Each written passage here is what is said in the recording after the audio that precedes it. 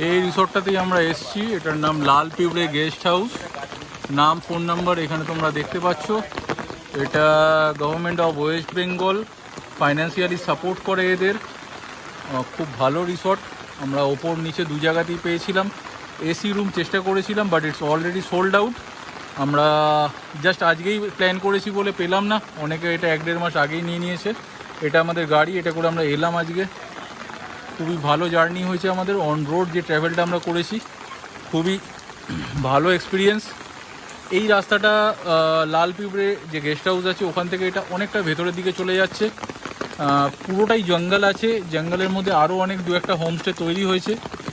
আমরা আসার পথে আরও 2-3টে হোমস্টে দেখেছি, বাট সেগুলোয় কোনো রান্নার ব্যবস্থা ছিল না। আমরা এটা এলাম কারণ এটা লাল পিঁপড়ে এই যে গেস্ট হাউসটা আছে এটাতে রান্নার ব্যবস্থা আছে। আমরা এত দেরিতে এসেও 1টা-1.5টার পরে এসেও আমরা এখানে খাবারের অর্ডার করেছি। ওনারা এক কথায় রাজি হয়ে গেছেন এবং আমাদের জন্য খাবার অ্যারেঞ্জ করে দিচ্ছেন।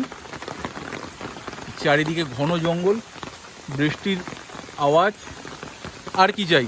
আমাদের মতো শহরে যারা বড় হয়েছি কংক্রিটের জঙ্গলে, তাদের কাছে এই বৃষ্টির আওয়াজ, এই সবুজ গাছপালা, এই সোদা সোদা গন্ধ, জলে ভেজা, এইগুলোই থাকে।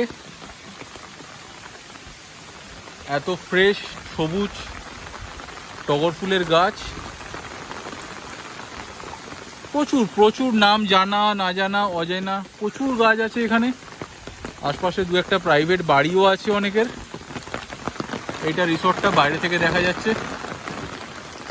আমরা বেরিয়েছি বৃষ্টির মধ্যেই, প্রচুর বৃষ্টি হচ্ছে। আমরা ওর মধ্যেই কিছুটা আশপাশটা এক্সপ্লোর করতে বেরিয়েছি।